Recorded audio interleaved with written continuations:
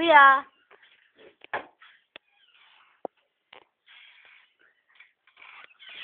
Ito ang locker ni Vincent.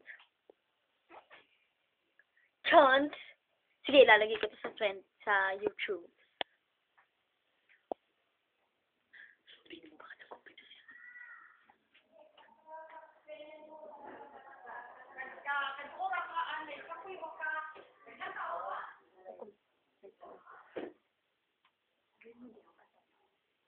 Mamaya muna ako videohan yung locker ko kasi naaalisin ko pa eh.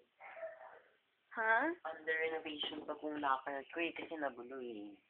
Sige, babalikan ko na lang. After part 2.